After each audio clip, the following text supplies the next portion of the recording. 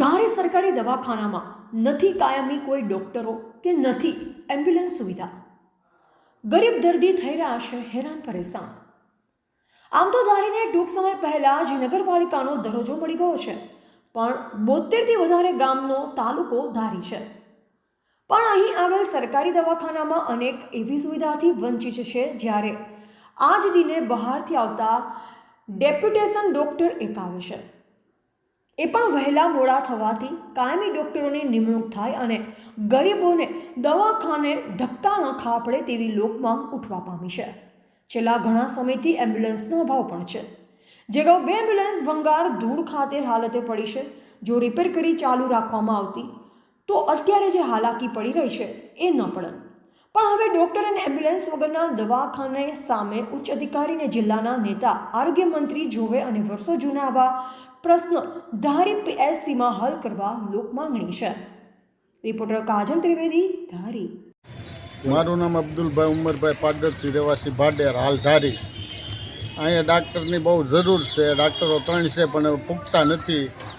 ગરીબ માણસો બહુ હેરાન થાય છે।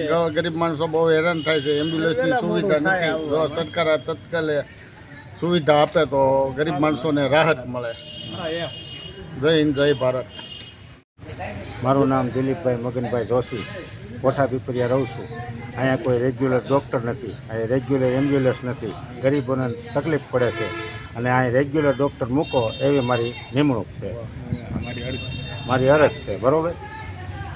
હું કેતનભાઈ વડેરા, તારી અહીંયા સરકારી દવાખાના સામે જ છું અને અહીંયા સરકારી દવાખાનામાં જે અનેક જાતના પ્રોબ્લેમો છે, ગરીબ માણસોને જ્યારે મફત સારવાર માટે જો આવતા હોય છે, ખીચામાં પૈસા બી ન હોય અને અહીંયા આવે તો અહીંયા એને તાત્કાલિક સારવાર મળતી નથી। બહારથી ડૉક્ટરો ડેપ્યુટેશનમાં આવે, વહેલા મોડા આવે એમને રીતે નીકળી જતા હોય છે અને અત્યારે આ પ્રોબ્લેમ એવા છે કે સરકારી દવાખાનું જે કામકાજ ચાલુ છે એ બંધ પડેલું છે। સરકારી જે એમ્બ્યુલન્સ છે એ બંધ હાલતમાં છે।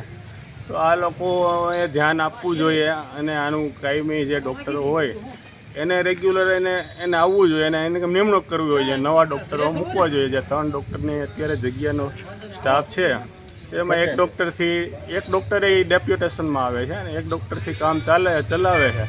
તો આ વ્યાજબી નથી। આ ગરીબ માણસોને માટે બહુ તકલીફ પડવું છે। ધ્યાન આપવો, બસ, બીજું કાંઈ મારે કહેવાનું નથી થતું।